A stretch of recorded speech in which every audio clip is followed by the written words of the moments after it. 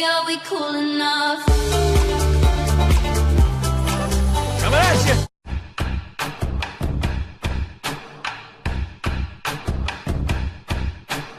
So guys, we've made it through historic season.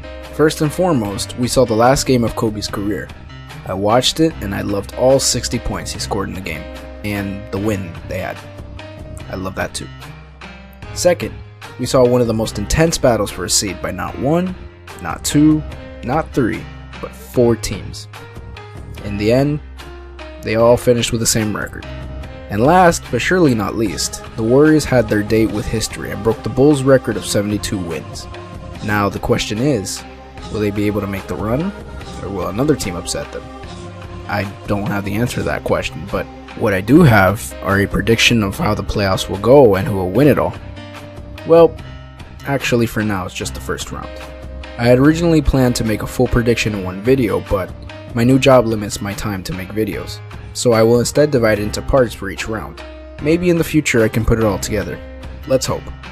So, if you have any predictions of your own, please do comment below.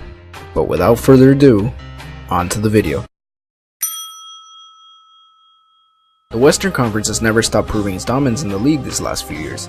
This year was, for sure, no exception, with Golden State making history and San Antonio falling close behind. Though, I noticed a decline. Don't believe me? Okay, well look at the conference this year compared to last year. See how last year you have 50 win teams as lowest as 7th seed, and the last winning record being 9th seed.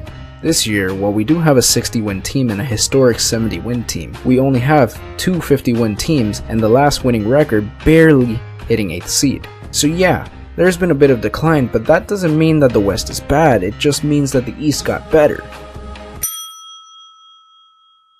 The East, on the other hand, have been really different this year.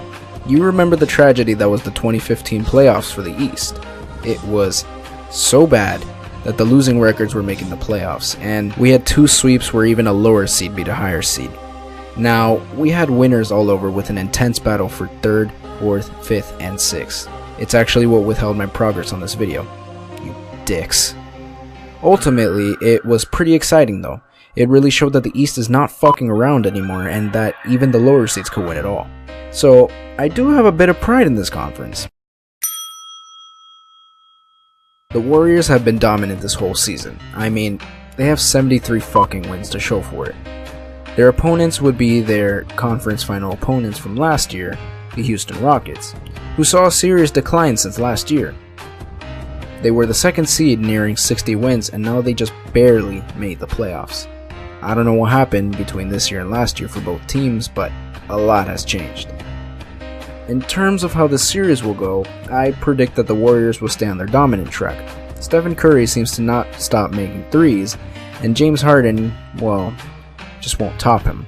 And seeing as the Rockets were struggling with the Warriors last year, I can't see them take a win. I wish they can have one game at least, but these are predictions, not wishes. This series will last 4 games. Sorry, James. The Spurs have been a dominant team as well, but let's face it, that's like saying water is wet. They've only been able to get close enough to breathe down the Warriors' necks, but no chance to top them. These guys were never out of the championship picture, however, and with the younger guys, they've improved their chances of staying there.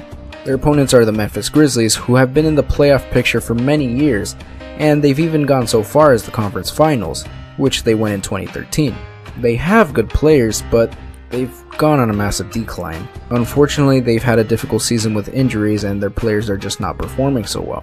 Number 1 defense Spurs were too much for most teams this year, and in playoff mode, I'm sorry, but the struggling Grizzlies just don't stand a chance. This series will last 4 games, just like that conference finals 3 years ago. The Thunder are back in the playoffs after having a difficult season. Westbrook was at his Westbrook ways, and KD, well, at his KD ways. They ended the season on a high note, so they're looking good for the most part. The Mavericks are still in the playoffs, but they're struggling. With that being said, I expect the Thunder to go over, but maybe, just maybe, the Mavericks could probably pull 1 win off. They were actually pretty lucky to get where they are, with the decline of the Grizzlies. Otherwise they could have been the one jobbing to the Spurs. The Thunder are a dominant team on their own, so it's likely that this series will end quickly. In the end, Durant and Westbrook will always put better numbers. This series will last 4 to 5 games. Mark Cuban is probably gonna have me assassinated for this. The Clippers, I'm sorry to say, are still not in the championship picture. Hey, you know what? He might not have me assassinated after all. Anyway, they probably will never be there as long as these guys are in the mix. I don't want to belittle any team, but this is the truth. They jobbed hard to the Rockets last year, blowing a 3-1 lead, and they haven't been anything super special this season. They played pretty well, don't get me wrong, but they're not at, say, Golden State level.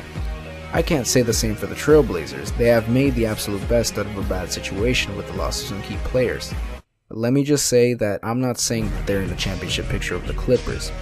With the extraordinary play from this team, I can kinda conclude that this series could go on. The Clippers have a lot of stars, but the Trailblazers are surprising, so I can't be sure who will win. But I will go with the Clippers. This series will last 6-7 games. So the Cavaliers are on top just like last year. Well, actually how they ended last year. Anyway, they're the first seed this year and are undisputed at that position. Why do I say that? Well, you saw the craziness going on between the 3rd and 6th seeds, correct? The Cavs have mostly the same squad since last year, minus a coach or two. I mean, if it ain't broke, don't fix it, right? Tell that to LeBron. Anyway, they will take on the 8th seed Pistons, who actually have the capacity to pull an upset here. They've improved in many departments and have a decent chance this year. I mean, they even took the season series over the Cavs. Phenomenal. Truthfully speaking though, the playoffs can be a whole different ballgame. LeBron smells blood in the playoffs and he's off. I wish they can do more, but the Pistons can only hold them so far. This series will last 6 games. I must say this isn't a good sign for the defending East champ Cavs. The Raptors have been excellent this season. They're actually in line to take the East after a horrible sweep last year by a team that won't even make it this year. I can't lie when I see a strong team. The Pacers, on the other hand, are decent at best. They didn't make the playoffs last year, as did most teams in the picture now, which is funny considering the season they had before that, but hey, shit happens, right? Paul George is still a beast, and Monte Ellis is not exactly as great as he used to be. Kyle Lowry and DeMar DeRozan are straight up monsters this year, and they, along with Valanciunas, Carroll, Ross, and Johnson, will end up running a train on them. Will it be a sweep? No. Highly doubt it. Like I said, the Pacers aren't bad, but decent. Unfortunately, decent isn't enough. This series will last 5 games. Now it's when it gets difficult. With the 3rd and 6th seed being in equal conversation, we may just have an easy Game 7 call here. Remember though, anything can happen in the playoffs. The Heat have been excellent after finding themselves midway through the season. Before that, there were many struggles that happened, including injuries that took out half the team. It was absolutely horrible. The same can be said for the Hornets, who made a comeback from a no playoff spot. Both teams ended up missing the playoffs last year while in a rebuilding process, so you can say they're pretty hungry right now. The Hornets are deadly from 3 and have multiple players who can cause problems for their opponents. The Heat, on the other hand, are not the best shooting team, but their offense and defense are great with a giant wall out there blocking half the shots. I believe these teams are pretty evenly matched, but there has to be a winner, and I think it's the Heat. Yes, they are my home team and my favorite team, so there's a little bit of bias there, but regardless, it's about their play. The Heat are just capable of more. This isn't to denounce the Hornets at all, because they're a great team and I'd see them playing better next season. But next season is not this season. Sorry, MJ.